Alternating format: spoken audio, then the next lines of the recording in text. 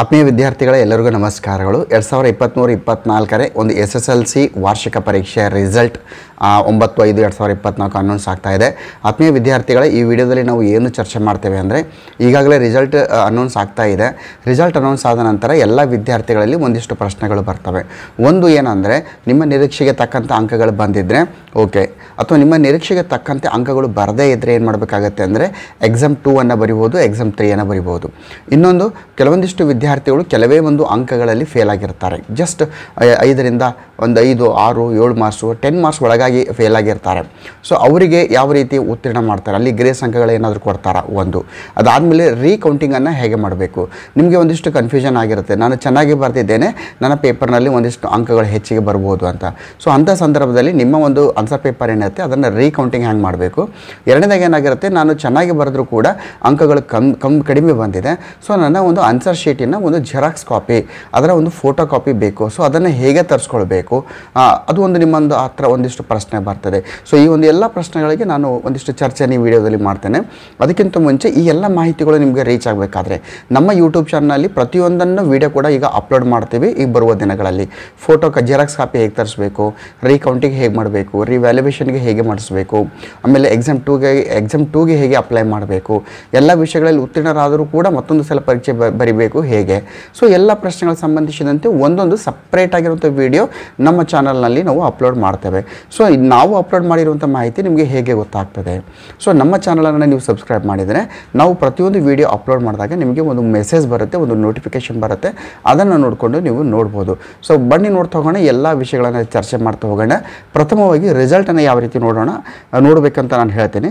ಆತ್ಮೀಯ ವಿದ್ಯಾರ್ಥಿಗಳು, first of all ನಿಮ್ಮ ಒಂದು ಮೊಬೈಲ್ ಅಥವಾ ಲ್ಯಾಪ್ಟಾಪಿನ ಒಂದು ಗೂಗಲ್ ಸರ್ಚ್ ಇಂಜನನ್ನು ಓಪನ್ ಮಾಡಿ, ಅಲ್ಲಿ ಕಾರ್ನಿಕ್ ಇನ್ ಅಂತ, ಸೊ ಕಾರ್ನಿಕ್ ಇನ್ ಅಂತ ನೀವು ಟೈಪ್ ಮಾಡಿ. ಕಾರ್ನಿಕ್ ಇನ್ ರಿಸಲ್ಟ್ಸ್ ಅಂತ ಇಲ್ಲಿ ಕರ್ನಾಟಕ ಎಕ್ಸಾಮಿನೇಷನ್ ರಿಸಲ್ಟ್ಸ್ ಅಂತ ಬರುತ್ತೆ. car-results.nic.in, car-results.nic.in.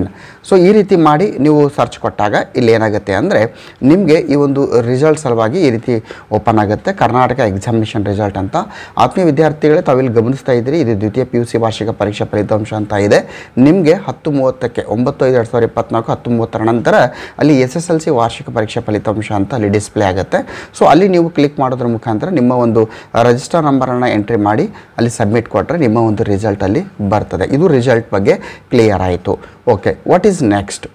ಈಗ ಬಹಳ ಇಂಪಾರ್ಟೆಂಟ್ ಆಗಿರುವಂಥದ್ದು ಏನಂದರೆ ರಿಸಲ್ಟ್ ಬಂದಿದೆ, ರಿವ್ಯಾಲ್ಯುಯೇಷನ್ ಮತ್ತು ರೀಕೌಂಟಿಂಗ್ ಎರಡು ಸಪ್ರೇಟ್ ಆಗುತ್ತೆ. ರಿವ್ಯಾಲ್ಯುಯೇಷನ್ ಅಂದರೆ ನಿಮ್ಮ ಆನ್ಸರ್ ಪೇಪರನ್ನು ಮತ್ತೊಂದು ಸಲ ವ್ಯಾಲ್ಯುಯೇಷನ್ ಮಾಡ್ತಾರೆ.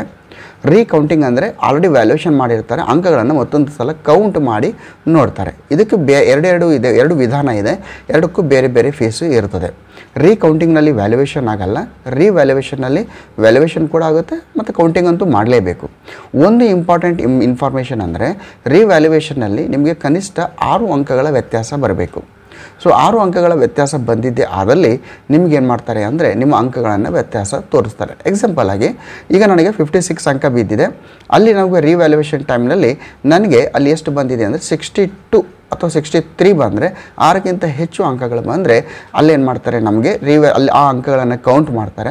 ಒಂದು ವೇಳೆ 52 ನಮ್ಮದು ವ್ಯಾಲ್ಯುಯೇಷನಲ್ಲಿ ಬಂದಿದ್ದು, ಈಗಾಗಲೇ ಬಂದಿದ್ದು, ರಿವ್ಯಾಲ್ಯುಯೇಷನ್ನಲ್ಲಿ 53 ಬಂದರೆ 1 ಅಂಕ ಹೆಚ್ಚಾದರೆ, 2 ಅಂಕ ಹೆಚ್ಚಾದರೆ, 5 ಅಂಕ ಹೆಚ್ಚಾದರೂ ಕೂಡ ಯಾವುದೇ ಅಂಕ ವ್ಯತ್ಯಾಸ ಮಾಡೋದಿಲ್ಲ. 6 ಅಥವಾ 6ಕ್ಕಿಂತ ಹೆಚ್ಚು ಅಂಕ ಹೆಚ್ಚಾದಲ್ಲಿ ಮಾಡ್ತಾರೆ. ಮತ್ತು ರಿವ್ಯಾಲ್ಯುಯೇಷನ್ನಲ್ಲಿ ನಿಮ್ಮ ಅಂಕ ಕಡಿಮೆ ಬಂದರೆ ಕಡಿಮೆ ಕೂಡ ಕನ್ಸಿಡರ್ ಮಾಡ್ತಾರೆ.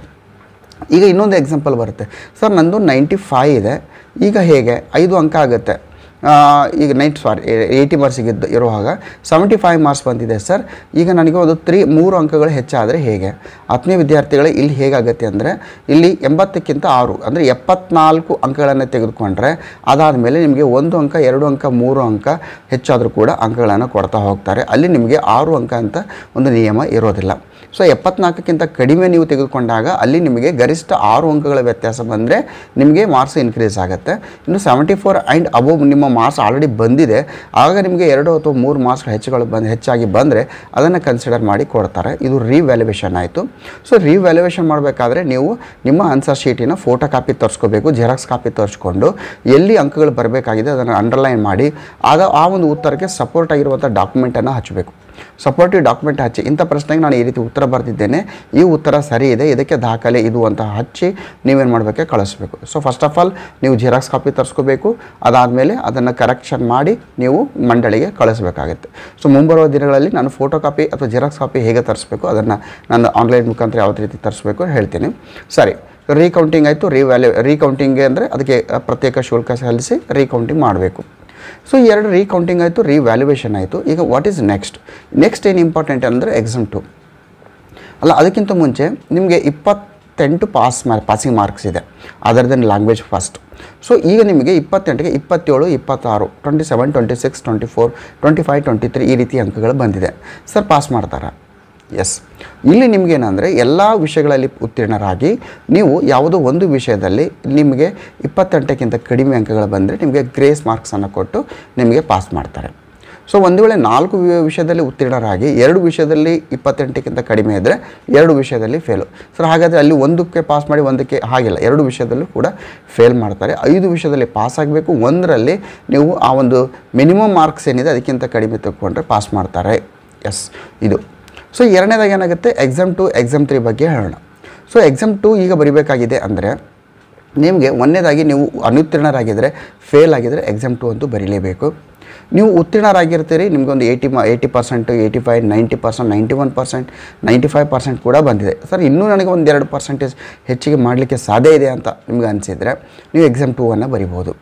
ಸೊ ಎಕ್ಸಾಮ್ 2 ಅಂತ ಬರೆದಾಗ ಎಕ್ಸಾಮ್ 1 ಮತ್ತು ಎಕ್ಸಾಮ್ 2ನಲ್ಲಿ ನೀವೇನು ಬರೀತೀರಿ ಎಕ್ಸಾಮನ್ನು, ಅದರಲ್ಲಿ ಯಾವ ಅಂಕಗಳು ಹೆಚ್ಚಿದೆ. ಈಗ 92% ಬಂದಿದೆ ಆಲ್ರೆಡಿ, ಎಕ್ಸಾಮ್ 2ನಲ್ಲಿ ನಿಮಗೆ 89% ಬಂತು. ಸರಿ, ಹೇಗೆ ಸರ್?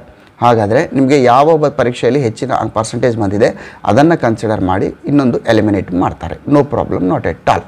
ಸೊ ಹಾಗಾದರೆ ಉತ್ತೀರ್ಣರಾದವರು ಕೂಡ ಎಕ್ಸಾಮ್ 2 ಬರಿಬೋದು, ಅನುತ್ತೀರ್ಣರಾದವರು ಕೂಡ ಎಕ್ಸಾಮ್ 2 ಬರಿಬೋದು. ಸೊ ಹಾಗಾದರೆ ಸರ್ ಎಕ್ಸಾಮ್ 2ಗೆ ಹೇಗೆ ನಾವು ಮಾಡಬೇಕು, ನಾವೇನಾದರೂ ಆನ್ಲೈನ್ ಮುಖಾಂತರ ಅರ್ಜಿ ಸಲ್ಲಿಸಬೇಕಾ ಅಂತ ಇದೆ.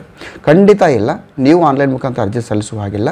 ನಿಮ್ಮ ಶಾಲೆಗೆ ಹೋಗಿ ಮುಖ್ಯಗಳನ್ನು ಭೇಟಿಯಾಗಿ ನಿಮ್ಮ ಫೋಟೋ ಸಿಗ್ನೇಚರ್ಸ್ ಕೊಡಿ, ಅದಕ್ಕೆ ಶುಲ್ಕ ಇರ್ತದೆ, ಫೀಸ್ ಕೊಡಿ, ಇಷ್ಟೆಲ್ಲ ಕೊಟ್ಟರೆ ಅವರು ತಮ್ಮ ಒಂದು ಲಾಗಿನ್ ಇರುತ್ತೆ, ಸ್ಕೂಲ್ ಲಾಗಿನ್ನು, ಅದ್ರ ಮುಖಾಂತರ ಅವರು ಆನ್ಲೈನ್ ಮುಖಾಂತರ ಅರ್ಜಿಯನ್ನು ಸಲ್ಲಿಸ್ತಾರೆ ಎಕ್ಸಾಮ್ 2 ಸಲುವಾಗಿ. ಸೊ ಕಂಪ್ಲೀಟ್ ಆಗಿರುವಂಥ ಒಂದಿಷ್ಟು ಇನ್ಫಾರ್ಮೇಷನ್ ಇದೆ. ಸೊ ಭಾಳ ಇಂಪಾರ್ಟೆಂಟ್. ಇವೆಲ್ಲ ಇನ್ಫಾರ್ಮೇಷನ್ ರೀಚ್ ಆಗಬೇಕಾದ್ರೆ ನಮ್ಮ ಚಾನಲನ್ನು ಸಬ್ಸ್ಕ್ರೈಬ್ ಮಾಡಿ. ನಾವು ಹಂತವಾಗಿ ಪ್ರತಿಯೊಂದಕ್ಕೂ ಕೂಡ ರೀಕೌಂಟಿಂಗ್ ಬೇರೆ ವಿಡಿಯೋ, ರಿವ್ಯಾಲ್ಯೂಯೇಷನ್ ವಿಡಿಯೋ, ಎಕ್ಸಾಮ್ 2ಗೆ ಹೇಗೆ ಬೇರೆ ವಿಡಿಯೋ, ಫೋಟೋ ಕಾಪಿ ತರಿಸಲಿಕ್ಕೆ ವಿಡಿಯೋ ಬೇರೆ ಇರುತ್ತೆ, ಅದನ್ನು ಕರೆಕ್ಷನ್ ಮಾಡಿ ಕಳಿಸೋದಕ್ಕೆ ವಿಡಿಯೋ, ಕಂಪ್ಲೀಟ್ ಆಗಿರುವಂಥ ನಿಮಗೆ ಬ್ಯಾಕಪ್ ಆಗಿ ನಮ್ಮ ಚಾನಲ್ ಇರುತ್ತೆ. ನಿಮ್ಮ ಅಂತಿಮವಾಗಿ ನಿಮ್ಮ ಎಲ್ಲ ಸಮಸ್ಯೆಗಳಿಗೆ ಉತ್ತರ ಕೊಡುವಂಥ ಪ್ರಯತ್ನ ನಮ್ಮ ಒಂದು ಚಾನಲ್ ಮಾಡ್ತದೆ ಅಂತ ಹೇಳ್ತಾ ಎಲ್ಲರಿಗೂ ರಿಸಲ್ಟ್ಗೆ ಆಲ್ ದ ಬೆಸ್ಟ್. ಕಡಿಮೆ ಅಂಕ ಬಂದರೂ ಕೂಡ ಯಾವುದೇ ರೀತಿಯ ವಿಚಾರ ಮಾಡಬೇಡಿ, ಸಾಕಷ್ಟು ಹಾದಿಗಳಿದೆ, ಸಾಕಷ್ಟು ವೇಸ್ ಇದೆ, ಅದನ್ನು ಸರಿಪಡಿಸ್ಕೊಳ್ಳಿಕ್ಕೆ ಅಂತ ಹೇಳ್ತಾ ಜೈ ಹಿಂದ್, ವಂದೇ ಮಾತರಂ.